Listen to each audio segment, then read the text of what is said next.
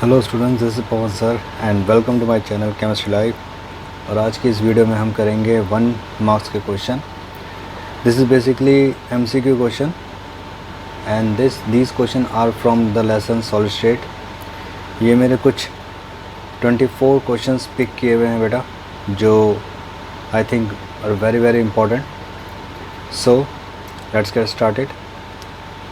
पहला क्वेश्चन इसमें दिया हुआ है कि which one of the following is non crystalline और एमॉर्फस सॉलिड। सही, क्रिस्टलाइन सॉलिड वो होता है जिसमें अरेंजमेंट फिक्स होता है, और एमॉर्फस वो होता है जिसमें अरेंजमेंट फिक्स नहीं होता। सो डायमंड में अरेंजमेंट फिक्स होता है, ग्रेफाइट में फिक्स होता है, कॉमन सॉल्ट में फिक्स होता है। ठीक है, क्योंकि डायमंड और ग्रेफाइट आपके कोवलेंट सॉलिड में आते हैं और कॉमन सॉल्ट आपके आयनिक सॉलिड में आते हैं। सिर्फ ग्लास है जो एमॉर्फस है, तो इसका आंसर आएगा आपका सी, यानी कि ग्लास। ठीक है, अगला जो क्वेश्चन दिया हुआ है वो दिया हुआ है कि NaCl type crystal with coordination number 6 can be converted into a CSL type crystal with coordination number 8:8। देखिए, कोऑर्डिनेशन नंबर कब बढ़ता है किसी क्रिस्टल का? जब उसको प्रेशर दिया जाता है। जब भी आप प्रेशर देंगे तो मॉलिक्यूल पास आएंगे, कोऑर्डिनेशन नंबर इंक्रीज़ हो जाएगा। कोऑर्डिनेशन नंबर का मतलब होता है कि एक एटम को कितने नंबर ऑफ एटम टच कर रहे हैं। तो यहाँ पर आंसर आएगा बेटा आपका बी। ओके, तीसरा है बेटा आपका नेक्स्ट क्वेश्चन है, in NaCl structure all octahedral and tetrahedral void site या void are occupied, only octahedral site are occupied, या only tetrahedral site are occupied, और नीदर ऑक्टाहेड्रल नीदर टेट्राहेड्रल। देखिए, NaCl जो है वो एक FCC टाइप क्रिस्टल होता है। FCC क्रिस्टल में NaCl का कोऑर्डिनेशन नंबर 6:6 होता है, और 6:6 जिसमें भी कोऑर्डिनेशन होगा उसके अंदर ऑक्टाहेड्रल वाइड ही होंगे। तो इसलिए इसके अंदर सिर्फ और सिर्फ ऑक्टाहेड्रल वाइड ही ऑक्युपाइड किया जाएगा, इसलिए इसका आंसर है बी। नेक्स्ट आता है जिंक ब्लैंडे। सी, जिंक ब्लैंडे मतलब ZNS। आपके कोर्स में बेटा 3 क्रिस्टल्स दिए हैं, एक है ZNS, एक है NaCl, एक है CaCl। ठीक है, तो ZNS का कोऑर्डिनेशन नंबर होता है 4:4, NaCl का कोऑर्डिनेशन होता है 6:6, और CaCl का कोऑर्डिनेशन नंबर क्या होता है आपका 8:8। अब यहाँ पे कहा हुआ है कि ZNS में क्या होता है, ZNS स्ट्रक्चर में। देखिए, इसमें लिखा है Zn2+ occupy half of tetrahedral wide. No. ZNS is surrounded by 6 sulfide ion? No. Each S2- is surrounded by 6 Zn2+ ion? No. देखिए, surrounded by 6 sulfide ion, 6 Zn2+ ion means coordination 6:6. These two are wrong. Okay. Half of और tetrahedral भी गलत है। सारे tetrahedral को occupy करता है Zn, क्योंकि Zn2+ का साइज छोटा होता है। ठीक है, तो बचा क्या? FCC। तो इसका आंसर है आपका डी। ठीक है, आगे बढ़ते हैं। नेक्स्ट आपका क्वेश्चन आता है इसमें बेटा, वो आता है a unit cell of BaCl2, this is called fluoride structure. AB2 type crystal जो भी होता है उसे फ्लोराइड कहा जाता है। इसमें वो कह रहा है कि 4 Ba2+ ion are and 4 Cl- ion. ऐसा नहीं होता, एक्चुअली BaCl2 का कोऑर्डिनेशन होता है 4:8। ठीक है, यानी कि 4 Ba एंड 8 Cl-। तो यहाँ पर जो आपका आंसर आएगा वो आएगा बी। ओके, तो fluoride structure are very important, introduce है आपके सॉलिड स्टेट में। 7th क्वेश्चन दिया हुआ है, alkali halides do not show Frenkel defect because. देखो, एल्कली मेटल हैलाइड्स क्या होते हैं, जैसे NaCl, KCl। एक्चुअली क्या होता है, ये फ्रैंकल डिफेक्ट की कंडीशन क्या है? एक तो कैटायन एनायन के साइज में डिफरेंस ज़्यादा नहीं होना चाहिए, दूसरा कैटायन इंटरस्टिशियल के साइज में चला जाए। तो देखो बेटा, अगर हम यहाँ पर देखें cation anion almost equal in size होते हैं, तो फ्रैंकल डिफेक्ट शो ही नहीं करेंगे। तो इसका आंसर है ए। ठीक है, नेक्स्ट आ जाता है बेटा आपका coordination number of Y will be in X5 type crystal of NaCl। NaCl coordination number 6 है, तो इसका आंसर आएगा ए। नेक्स्ट है the fraction of the total volume occupied by the atom present in a simple cube is it will be π/6। देखिए कैसा होता है क्या है कि जो फ्रैक्शन ऑफ वॉल्यूम निकालना होता है, जो टोटल वॉल्यूम निकालते हैं, वो कैसे निकालते हैं? पहले तो निकालते हैं उस simple volume of cube. Volume of cube क्या होगा बेटा आपका? वो होगा A3। ठीक है, जो भी यूनिट सेल होगा। और जो वॉल्यूम ऑफ एटम है वो क्या होता है? वो होता है बेटा आपका 4/3 πr3। ठीक है, तो आपको यहाँ पर ये फॉर SCC A जो होता है वो होता है 2r। तो आप एक यहाँ पर R के लिए क्या रखेंगे? तो यहाँ पे पता साफ, इसको मैं यहाँ कर देता हूँ। सो देखिए यहाँ पर क्या है हिसाब किताब है, जो वॉल्यूम ऑफ एटम है वो है 4/3 पाई आर क्यूब। हम जानते हैं ए होता है 2r, सो r हो जाएगा a/2। इसको अगर हम यहाँ रखते हैं तो यहाँ पर वॉल्यूम ऑफ एटम जो आपका आता है वो आता है 4/3 पाई a/8। ठीक है, इस r को हमने यहाँ पर रखा, सो ये आया बेटा पाई a/6। ठीक है, अब ये तो आ गया वॉल्यूम ऑफ एटम। तो फ्रैक्शन कैसे निकलेगा? फ्रैक्शन निकलता है वॉल्यूम ऑफ एटम। फ्रैक्शन कैसे निकलता है? फ्रैक्शन निकलता है volume of atom by volume of unit cell. ठीक है, वॉल्यूम ऑफ एटम क्या है? पाई a/6 और यूनिट सेल का वॉल्यूम क्या होता है? a³ से a³ कैंसिल, तो आंसर आ जाएगा पाई/6। ठीक है, तो इसलिए इसका आंसर यहाँ पे कितना है? पाई/6। ओके, सो नेक्स्ट आते हैं हम अगले पार्ट में 10th क्वेश्चन। 10th क्वेश्चन आपको जो यहाँ पे दिया हुआ है वो दिया हुआ है, देखिए इस लेसन में न्यूमेरिकल बहुत है। ठीक है, तो मैं आपको थोड़े थोड़े फॉर्मूले भी लिखवा दूंगा, आप प्रैक्टिस करते रहना, आपको आंसर मिल जाएंगे। ओके, कैलकुलेशन का ध्यान रखें। Edge length of unit cell of chromium metal is 287 picometer. ठीक है, with BCC arrangement the atomic radius is of the order. देखिए यहाँ पे ए दिया हुआ है, एज लेंथ दिया हुआ है आपको। ठीक है, एज लेंथ यहाँ आपको कितना दिया है? 287 पिकोमीटर दिया। ठीक है, अब BCC अरेंजमेंट, देखिए BCC में ADR का रिलेशन जो है वो क्या होता है? देखिए SCC में A जो होता है वो 2R होता है। ठीक है, BCC में A होता है 4R/√3 और FCC में A होता है 2√2R। तो क्योंकि BCC है तो आपको यहाँ पर एज लेंथ दे रखा है, यहाँ 287 रखेंगे, 4R/√3 सॉल्व कर देना, आपका आंसर आ जाएगा। ठीक है, तो अगर आप यहाँ पर कैलकुलेशन करते हैं तो आपका आंसर 124.27 आना चाहिए। ओके, कमेंट में बताना पक्का कि करेक्ट आया या नहीं। ओके, नेक्स्ट 11th क्वेश्चन जो आपका यहाँ पे दिया हुआ है वो ये दिया हुआ है, edge length of FCC cell is 508 picometer, the radius of cation is 110 picometer, what is the radius of anion.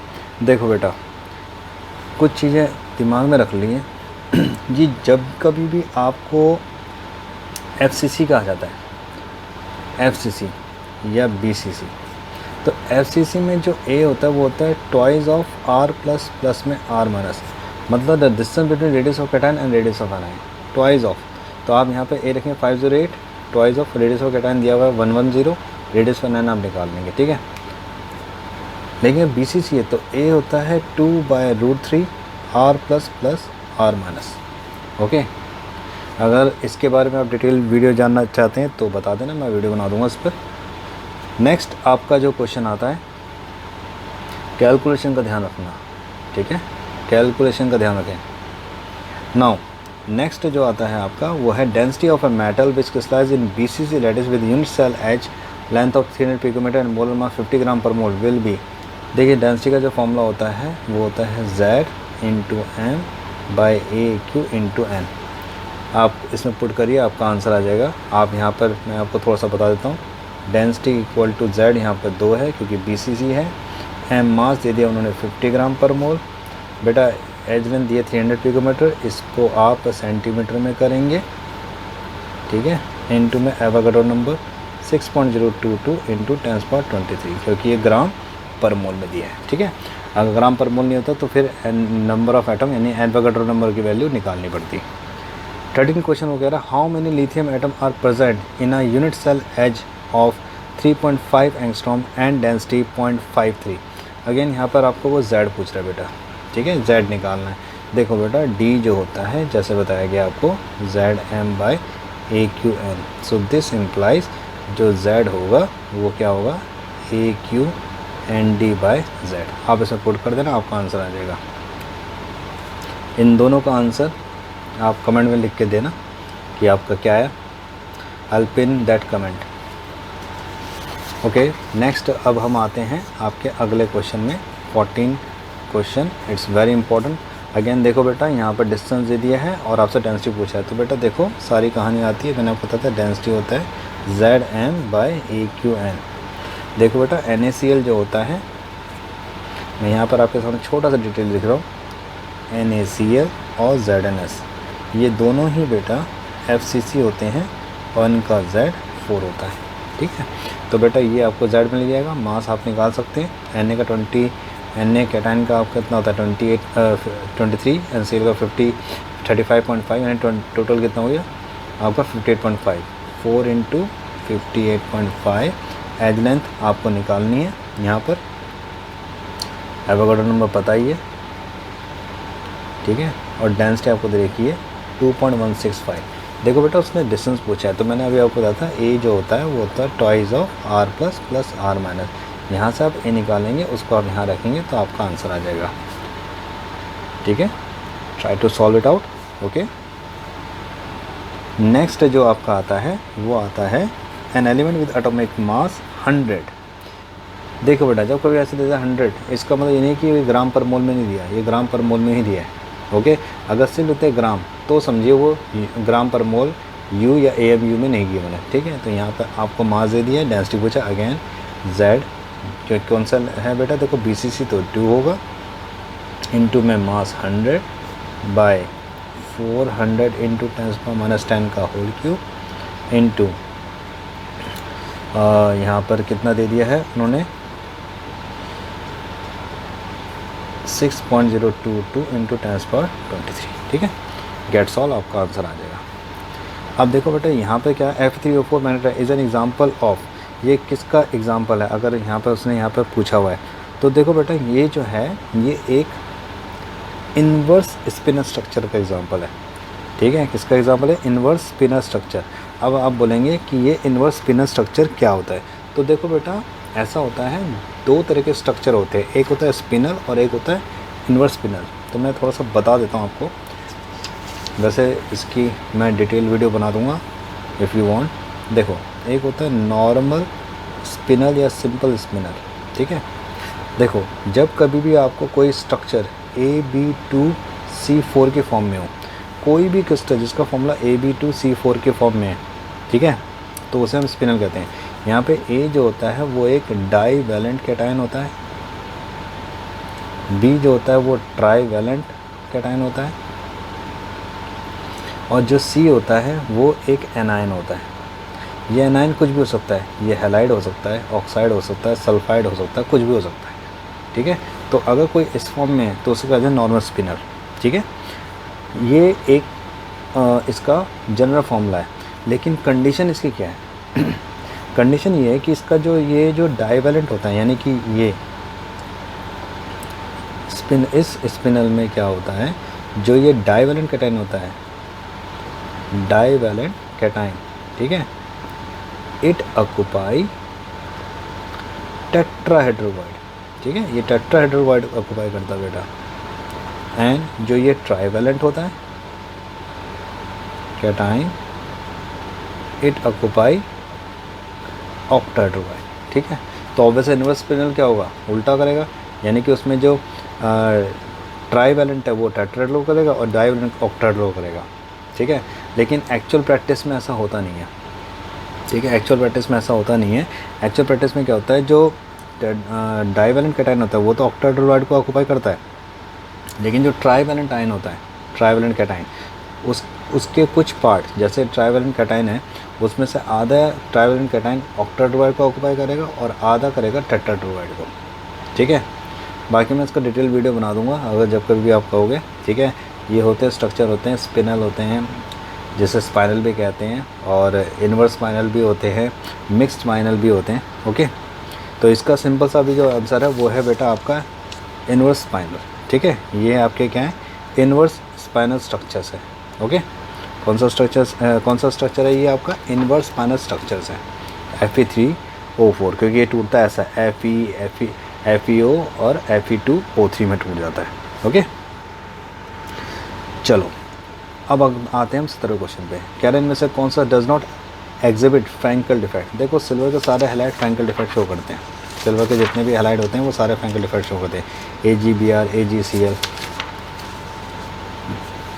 अगला ऑप्शन दिया है हमें, यहाँ पे क्या दिया हुआ है, हमें ऑप्शन दिया है KBr, तो ऑब्वियसली ये नहीं देगा, ठीक है, ओके। नेक्स्ट आपको कह रहा है what type of stoichiometric defect is shown by ZNS। देखो ZNS में जिंक का साइज छोटा है तो इसलिए वो फ्रैंकल डिफेक्ट शो करेगा, ओनली फ्रैंकल डिफेक्ट। देखिए zinc sulphide Frenkel defect show करता है, बाकी जितने अगले हैलाइड होते हैं वो सारे क्या शो करते हैं, शॉर्ट की।